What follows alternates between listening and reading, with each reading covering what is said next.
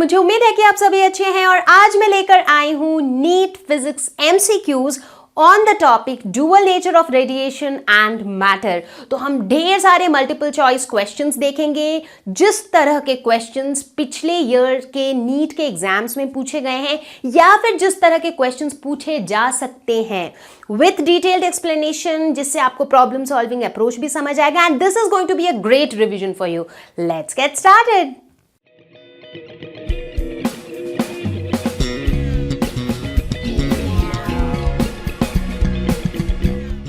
Question number 1. When a metallic surface is illuminated with radiation of wavelength lambda, the stopping potential is V. If the same surface is illuminated with radiation of wavelength 2 lambda, the stopping potential is V by 4.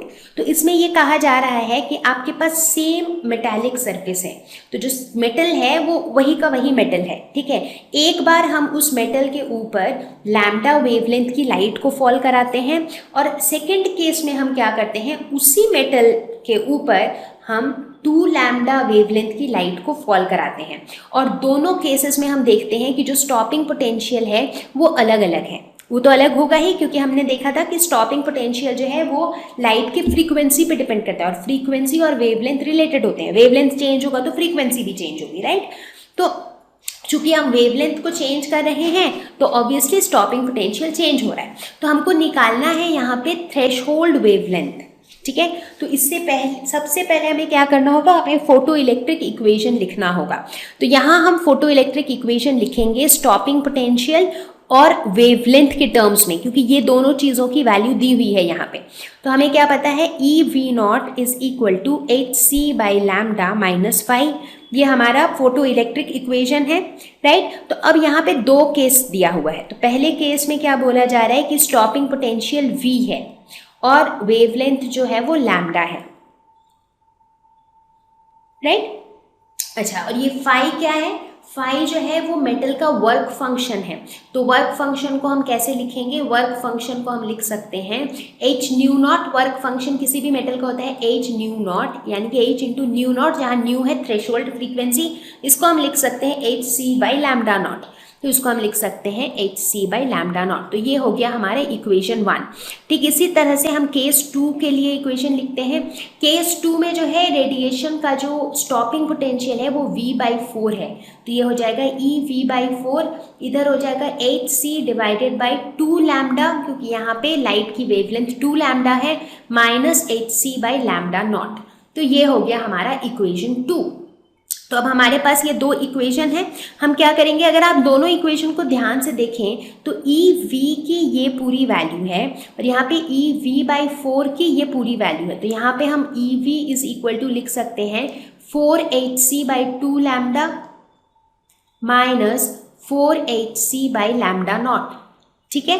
तो अब अगर हम ये वाला equation 1 और equation 2 को compare करें, दोनों का लेफ्ट हैंड साइड तो सेम ही है, तो हम क्या लिख सकते हैं, हम दोनों के राइट हैंड साइड को हम इक्वेट कर सकते हैं। तो हम राइट हैंड साइड को इक्वेट करेंगे तो हम क्या लिखेंगे, H C by lambda minus H C by lambda naught is equal to 4 H C by 2 lambda, यानी कि 2 H C by lambda minus 4 H C by lambda naught. तो ये हमें इक्वेशन मिल गया। अब इस इक्वेशन में हम लैम्डा नॉट वाले टर्म को एक तरफ कर लेते हैं और लैम्डा वाले टर्म को एक तरफ कर लेते हैं।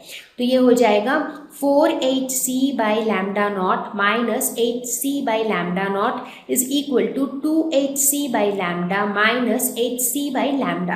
तो ये हो जाएगा 3 H C by lambda naught is equal to H C by lambda. तो एच सी कैंसिल हो जाएगा, तो हम कह सकते हैं कि lambda naught is equal to 3 lambda. तो हमारा करेक्ट ऑप्शन है सी। तो अब इस क्वेश्चन में हमें ये दिया हुआ है कि एक लाइट बीम जो है, ये हमारा मान लेते हैं मेटल सरफेस है और इस मेटल सरफेस में एक लाइट फॉल किया जिसकी फ्रीक्वेंसी है न्यू, ठीक है। तो फोटो इलेक्ट्रॉन्स एमिट हुए, वो भी ठीक है। लेकिन ये जो फोटो इलेक्ट्रॉन्स एमिट हुए, ये इलेक्ट्रॉन्स एक सर्कुलर पाथ में मूव कर रहे हैं, जिस सर्कुलर पाथ का रेडियस है r, और ये जो सर्कल में ये मूव कर रहे हैं, ये मूव कर रहे हैं इन अ मैग्नेटिक फील्ड B। तो अब हमें इस मेटल का वर्क फंक्शन निकालना है।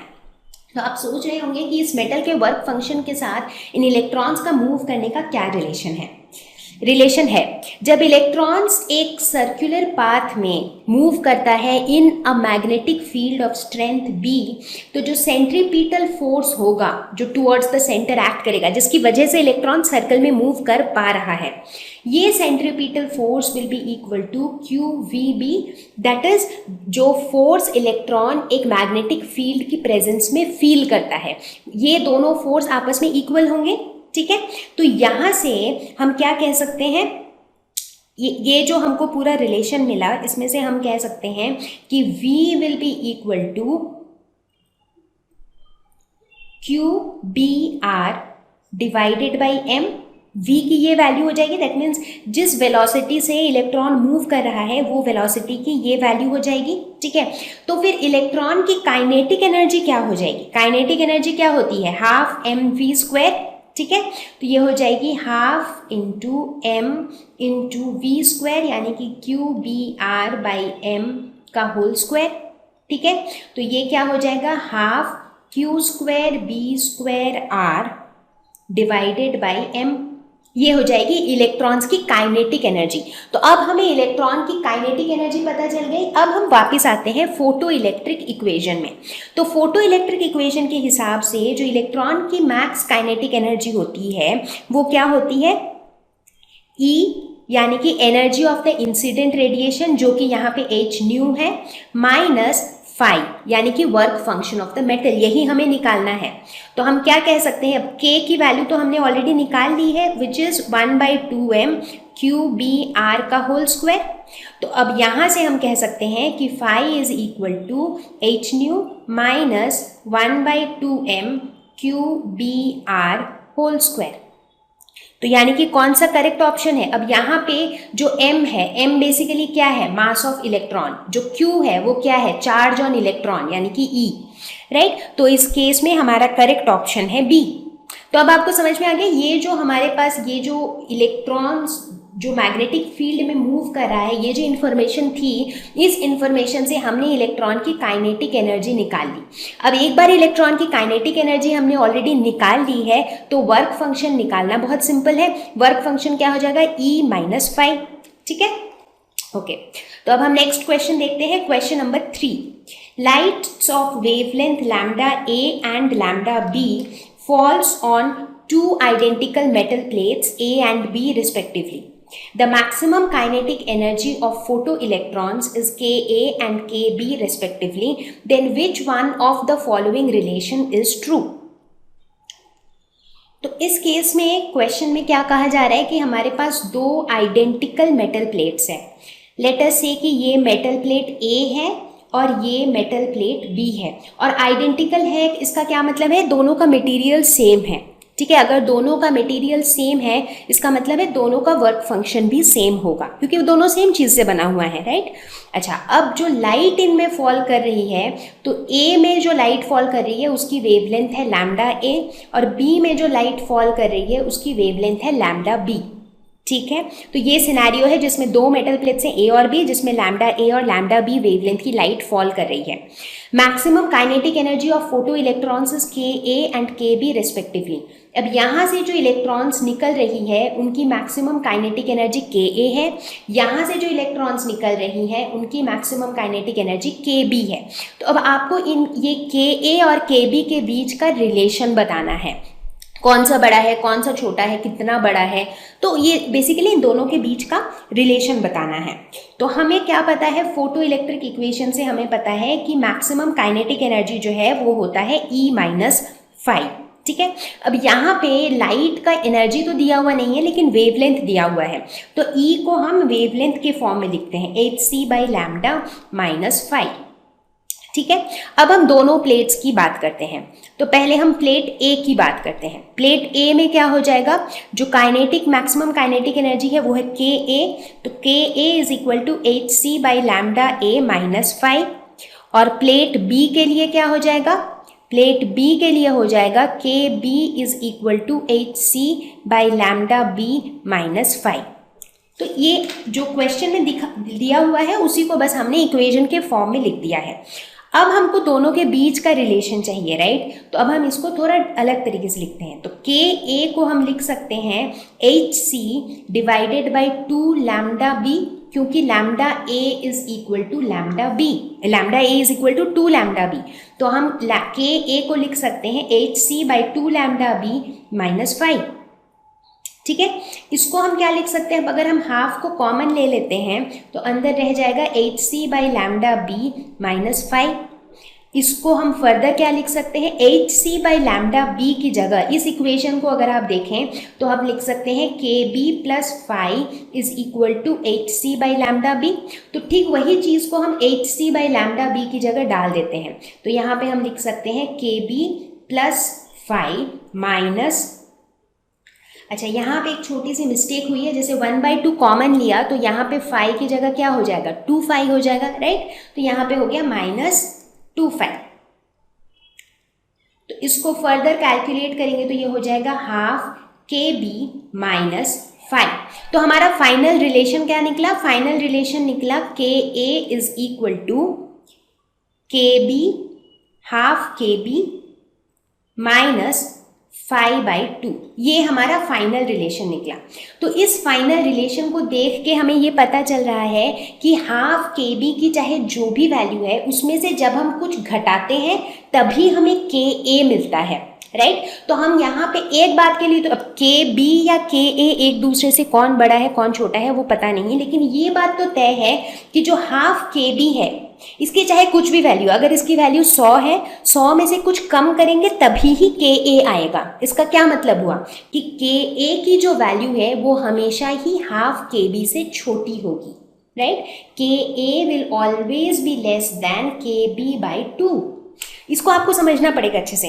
जैसे के ए है, इसकी वैल्यू के बी बाई 2 से जब कुछ कम करेंगे तभी हमें के ए की वैल्यू मिलेगी, राइट। तो इसका मतलब के ए is less than K B by 2। तो हमारा करेक्ट ऑप्शन है ए। तो जब भी इस तरह का क्वेश्चन हो जिसमें आपको रिलेशन पूछा जा रहा है कि भाई बड़ा है छोटा है क्या है, तो हमेशा आप ये ट्राई करो कि आप एक ऐसे एक्सप्रेशन निकालने की कोशिश करो जिसमें वो दोनों वेरिएबल्स हों। जैसे यहाँ पे ये दोनों कौन सी चीज़ें थी, के ए और के बी। तो एक ऐसा एक्सप्रेशन निकालो जिसमें के ए इज इक्वल टू के बी प्लस माइनस समथिंग, जिससे हमें पता चल जाए कौन सा बड़ा है और कौन सा छोटा है। Question number 4.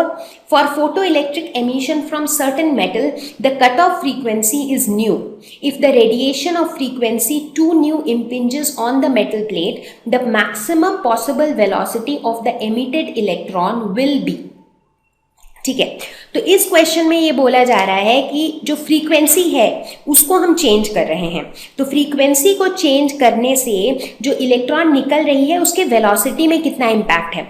ये एकदम सिंपल फोटो इलेक्ट्रिक इक्वेशन के ऊपर बेस्ड क्वेश्चन है।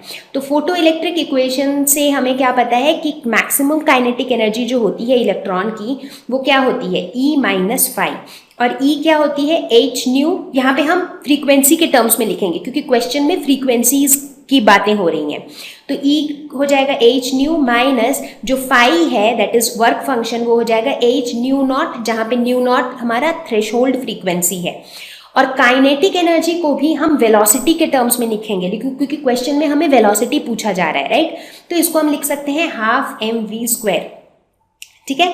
तो अब क्वेश्चन के हिसाब से अकॉर्डिंग टू द क्वेश्चन क्या क्या दिया हुआ है, कट ऑफ फ्रीक्वेंसी जो हमारे इक्वेशन पे न्यू नॉट है उसकी वैल्यू दी हुई है न्यू। क्वेश्चन के हिसाब से जो रेडिएशन की फ्रीक्वेंसी है वो है 2 न्यू नॉट, यानी कि जो हमारा न्यू है वो क्वेश्चन में दिया हुआ है 2 न्यू, ठीक है। तो अब हम ये सारी वैल्यूज डाल देते हैं इस इक्वेशन में। तो ये हो जाएगा half mv² is equal to 2h nu minus h nu. तो 2h nu minus h new हो जाएगा h न्यू। तो यहाँ से हम कह सकते हैं v² will be equal to 2h nu divided by m, और v is equal to √2h nu divided by m। तो ये हो जाएगी maximum velocity of the electron. तो इसकी इसमें करेक्ट ऑप्शन है C। Question number 5. A 200 watt sodium street lamp emits yellow light of wavelength 0.6 micrometers. ठीक है।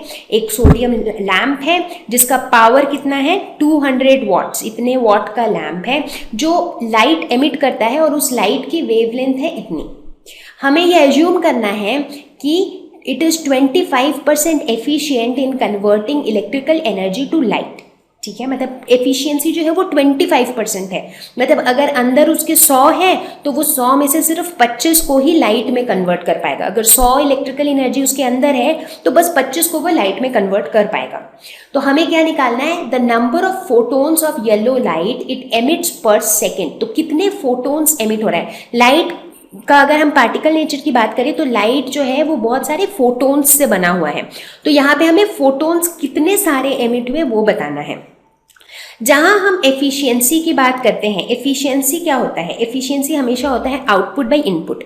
इस केस में हम पावर की बात करें तो output power by input power जो है वो हमारा एफिशिएंसी हो जाएगा।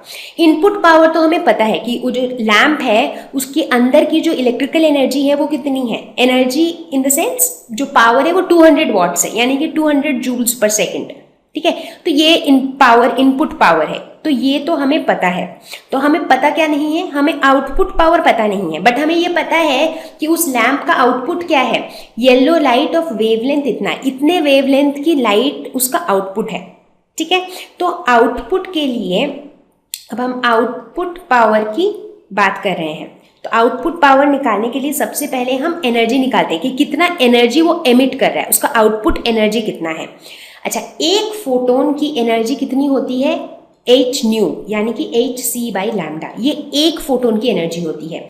इस केस में जो लाइट निकल रही है उसमें एक फोटोन तो है नहीं, उसमें बहुत सारे फोटोन्स हैं, कितने हैं वो हमें पता नहीं, तो हम एज्यूम करते हैं कि n फोटोन्स हैं, ठीक है।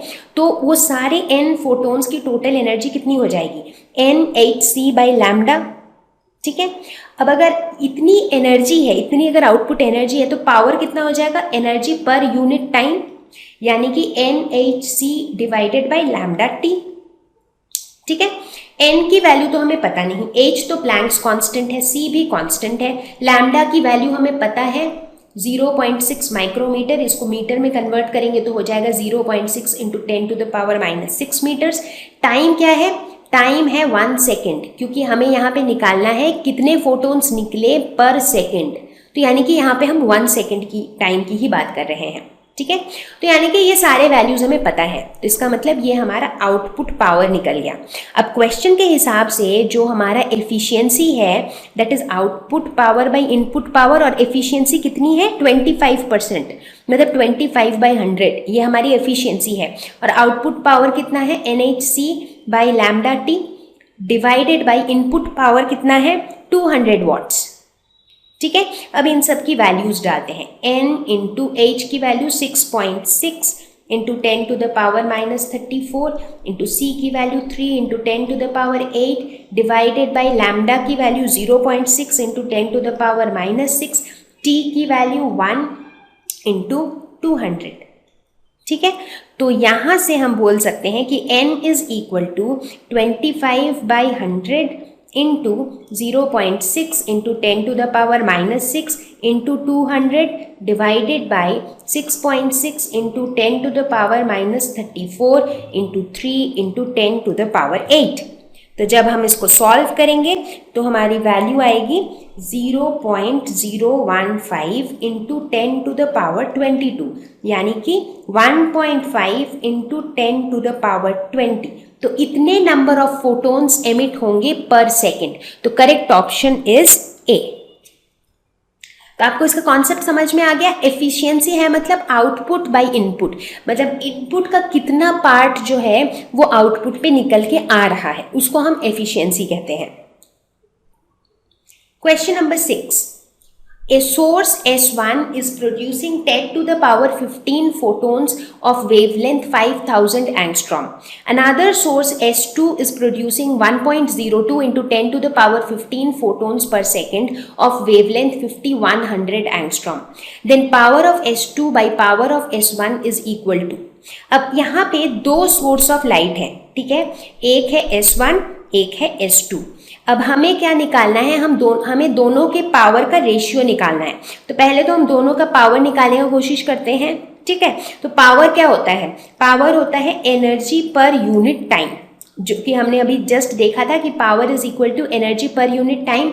एनर्जी एक फोटोन की होती है hc/λ, लेकिन जब कभी भी हम किसी सोर्स ऑफ लाइट की बात करते हैं तो उस लाइट में एक फोटोन नहीं होता, उसमें बहुत सारे फोटोन्स होते हैं। तो अगर उसमें n फोटोन्स हैं तो एनर्जी हो जाएगा nhc/λ, ये this entire thing divided by t। तो ये पावर है। तो सोर्स S1 के लिए पावर क्या हो जाएगा, n क्या है S1 के लिए, इतने फोटोन्स 10 टू द पावर 15, तो n की वैल्यू है 10 टू द पावर 15। h और c तो कांस्टेंट है, डिवाइडेड बाय लैम्डा। लैम्डा क्या है S1 के लिए 5000 एंगस्ट्रॉम, इसको मीटर में चेंज करेंगे तो 10 टू द पावर -10 से मल्टीप्लाई करेंगे इनटू टी। टी क्या है, हम पर सेकेंड की बात कर रहे हैं। अगर आप इस क्वेश्चन में देखें तो नंबर ऑफ फोटोन्स पर सेकेंड में बात कर रहे हैं, तो ये हो जाएगा 1 सेकेंड। ठीक उसी तरह P2 की वैल्यू निकालते हैं। इस केस में n की वैल्यू है 1.02 into 10 to the power 15, hc constant है, और वेवलेंथ की वैल्यू है 5100 इंटू 10 टू द पावर -10, और टाइम है 1 सेकेंड।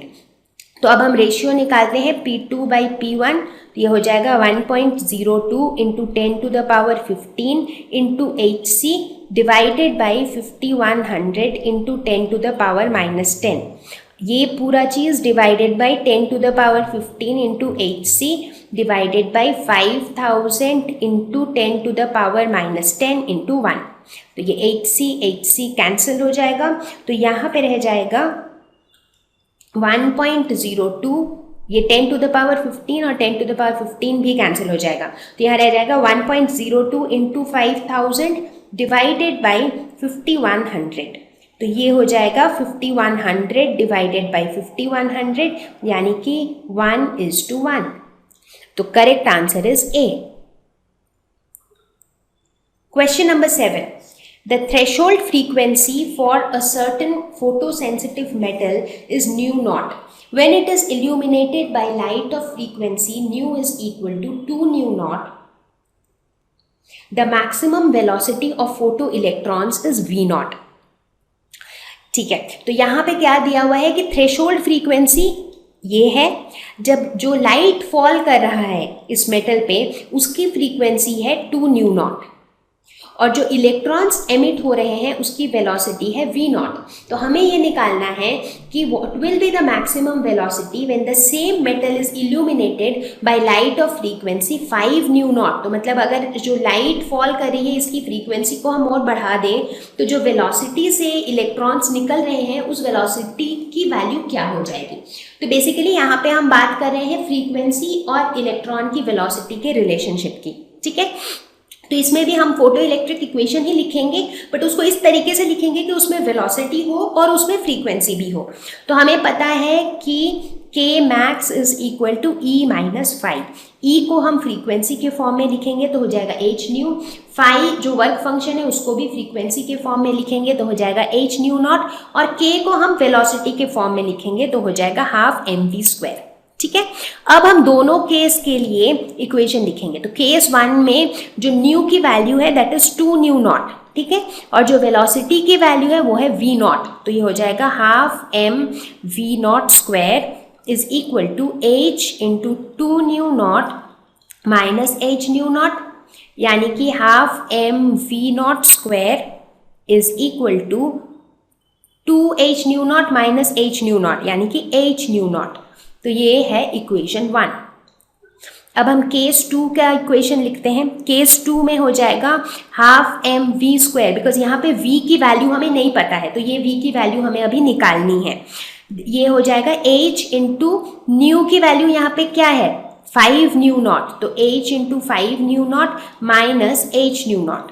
ठीक है, तो ये हो जाएगा half mv² is equal to 4h nu naught. ये हो गया इक्वेशन 2।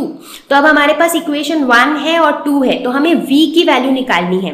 तो हम क्या करेंगे 1 डिवाइडेड बाई 2 करेंगे, तो उससे क्या हो जाएगा half mv² divided by half mv² is equal to h nu naught divided by 4h nu naught. तो हाफ एम कैंसिल हो जाएगा, एच न्यू नॉट भी कैंसिल हो जाएगा। तो ये हो जाएगा V naught square by V square is equal to 1/4 और V naught by V is equal to 1/2, या फिर हम कह सकते हैं कि v is equal to 2v not. तो करेक्ट आंसर होगा बी। मुझे उम्मीद है कि आपको यह वीडियो पसंद आया होगा। अगर आपके पास किसी भी तरह का फीडबैक या सजेशन हो तो आप हमें कमेंट सेक्शन में लिख के बताएं। अगर आपको वीडियो सच में बहुत पसंद आया है तो आप अपने दोस्तों के साथ जरूर शेयर करें। मैं आपको जल्दी ही मिलूंगी एक नए वीडियो के साथ, एक नए टॉपिक के साथ। Till then take care, bye bye.